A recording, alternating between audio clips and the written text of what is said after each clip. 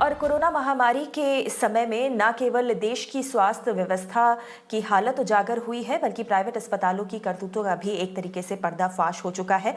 जिंदगी और मौत के ऐसे समय में भी प्राइवेट अस्पताल कोरोना संक्रमित मरीजों के परिजनों से लूट कर रहे हैं और इन अस्पतालों में इलाज करवाने आए मरीजों से मोटी रकम वसूली जा रही है। हालांकि कर्नाटक और महाराष्ट्र सरकार ने ऐसे अस्पतालों के खिलाफ कार्रवाई की है। वहीं तेलंगाना हाईकोर्ट ने इस पूरी के पूरी लूट और मुनाफाखोरी को राज्य की नाकामी बताया है। प्राइवेट अस्पतालों के महंगे इलाज पर नकेल कसने का भी आदेश दिया गया है। सबसे पहले बात कर लेते हैं कर्नाटक की, जहां पर ऑक्सीजन के दामों में जो लूट मची हुई है उस पर क्या कुछ किया गया है वो आपको बता देते हैं। प्राइवेट अस्पतालों की मनमानी की कुछ आपको खबरें बता दें। बेंगलुरु से कुछ निजी अस्पताल मरीजों को ऑक्सीजन देने के नाम पर प्रति घंटे के हिसाब से चार्ज कर रहे हैं, लेकिन नियमों के मुताबिक सरकारी कोटे के तहत निजी अस्पतालों में रेफर किए गए मरीजों को उनके इलाज के लिए भुगतान नहीं करना चाहिए। बावजूद इसके निजी अस्पताल प्रति घंटे के हिसाब से ऑक्सीजन के लिए 1 से 2,000 रुपए वसूल कर रहे हैं। कर्नाटक सरकार अब एक्शन मोड में आ गई है और ऐसे अस्पतालों के लाइसेंस रद्द करने की चेतावनी दी है। वहीं नोडल अधिकारियों ने भी कारण बताओ नोटिस जारी कर दिया है।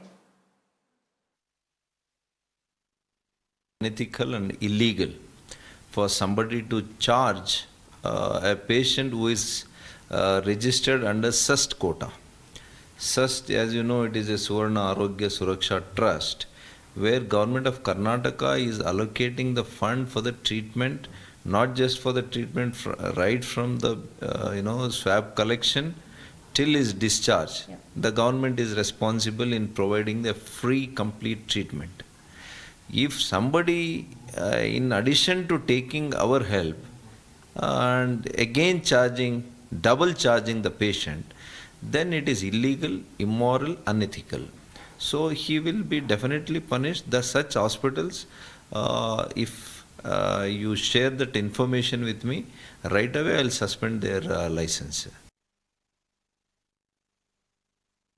We from Suomoto, we have taken action against that hospital and we have issued SCN because we came to know and we have a copy of the bill that they are charging 1,000 per hour. That is exorbitant and atrocious. And apart from that, what they are doing that for ICU beds, instead of 15,000, 30,000, I have seen that in that bill, 30,000 they have charged.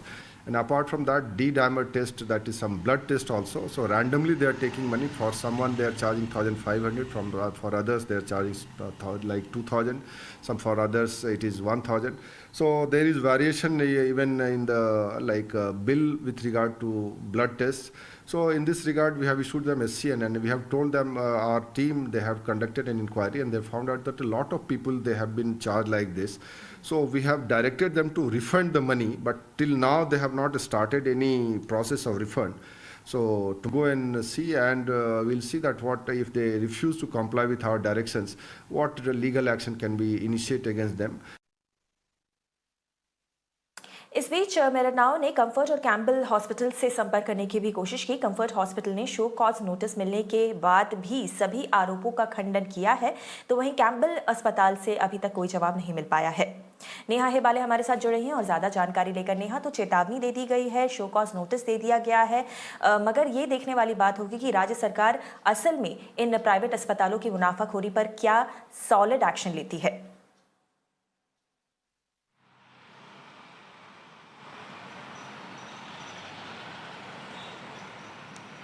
जी बिल्कुल गौरी, देखिए अभी जो जानकारी हमको मिल रही है कि in fact ये जो 2 हॉस्पिटल है, कंफर्ट हॉस्पिटल और कैम्पबेल हॉस्पिटल, इन दोनों ने पेशेंट्स को ऑक्सीजन के लिए चार्ज किया है। 1,000 से 1,500 रुपीज़ चार्ज किया गया है पेशेंट से।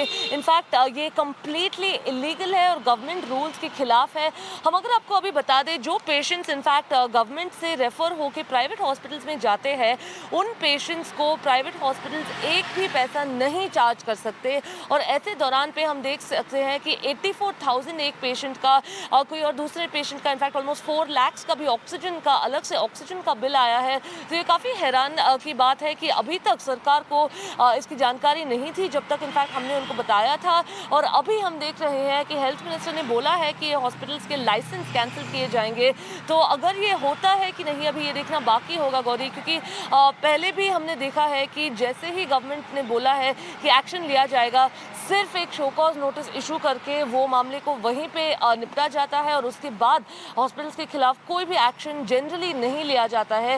लेकिन इस बार जो सरकार ने बोला है कि लाइसेंस कैंसिल किया जाएगा, क्या वो होगा कि नहीं वो देखना बाकी होगा गौरी।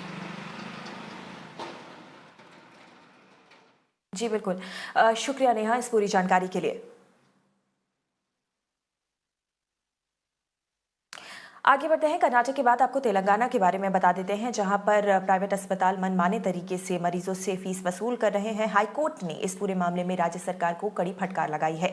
हाईकोर्ट का कहना है कि राज्य सरकार प्राइवेट अस्पतालों द्वारा की जाने वाली ओवर चार्जिंग को रोकने में पूरी तरीके से नाकाम साबित हुई है। आपको बता दें कि 18 मई को हाईकोर्ट ने राज्य सरकार को निर्देश दिया था कि निजी अस्पतालों और नर्सिंग होम्स में routine wards, oxygen beds, ICU और वेंटिलेटर बेड्स के रेट में संशोधन करते हुए एक नया सरकारी आदेश जारी किया जाए। तो ये थी खबर तेलंगाना से। आपको बता दें कि इस तरीके से तेलंगाना हाईकोर्ट ने राज्य सरकार को एक तरीके से लताड़ लगाई है इस पूरे मुद्दे पर। बता दें महाराष्ट्र में क्या हो रहा है। महाराष्ट्र सरकार ने अस्पतालों पर लेकर जारी किए गए अपने 80 से 20% वाले आदेश की समय सीमा को बढ़ा दिया है। इस आदेश के मुताबिक प्राइवेट अस्पतालों के 80% बेड्स का चार्ज सरकारी रेट के तहत लिया जाएगा और 20% बेड्स के रेट प्राइवेट अस्पताल खुद तय कर सकते हैं। लेकिन पहले इस योजना के तहत शहर और गांव दोनों में ट्रीटमेंट का खर्चा एक समान हुआ करता था। वहीं सरकार ने निजी अस्पतालों से कहा है कि वो कोविड मरीजों से मनमाने ढंग से पैसे वसूल नहीं कर सकते हैं। राज्य सरकार ने शहरों को A और B PWMR अलग अलग कैटेगरी में बांट दिया है। अब सभी निजी अस्पतालों में इलाज शुल्क प्रत्येक शहर की कैटेगरी के लिए निर्धारित किए गए रेट के हिसाब से तय किया जाएगा। मयूरेश हमारे साथ जुड़ रहे हैं और ज्यादा जानकारी लेकर। Mayuresh, good morning. ये जो सरकार की तरफ से फैसला लिया गया है उसके बारे में थोड़ी और जानकारी दीजिए। जी, बिल्कुल सरकार ने जो है वो शहरों को A, B, C in 3 categories में जो है वो डिवाइड किया है, क्योंकि इससे पहले क्या हुआ था 80 और 20 का फॉर्मूला हालांकि वहां पे था, लेकिन जो ट्रीटमेंट खर्च अगर मुंबई में कोई 5,000 रुपए उसके लिए अदा कर रहा है, तो उसी ट्रीटमेंट खर्च के लिए रूरल एरियाज में यानी गांव खेड़े में भी या फिर छोटे शहरों में उतने ही पैसे देने पड़ते थे। लेकिन अब इस A, B, C in 3 categories में जिन शहरों का विभाजन किया गया है, उसकी वजह से छोटे शहर हो या फिर गांव खेड़े में जो है वो लोगों को अब कोविड ट्रीटमेंट के लिए प्राइवेट अस्पतालों में कम पैसे खर्च करने पड़ेंगे। यानी अगर मुंबई में ICU बेड का रेट जो है वो अगर 7,000 तय किया गया है, तो वही ICU बेड का रेट जो है वो B कैटेगरी में तकरीबन 5,000 है और C कैटेगरी में उससे भी कम यानी 4 से 4,500 तय किया है। तो इससे चलते एक बड़ी राहत जो है वो रूरल एरिया में रहने वाले लोगों को मिली है, क्योंकि जैसे मैंने कहा इससे पहले कोविड ट्रीटमेंट जो है उसका रेट एक ही था। आप ट्रीटमेंट कोविड की रूरल एरिया में ले रहे हो या फिर शहरों में ले रहे हो।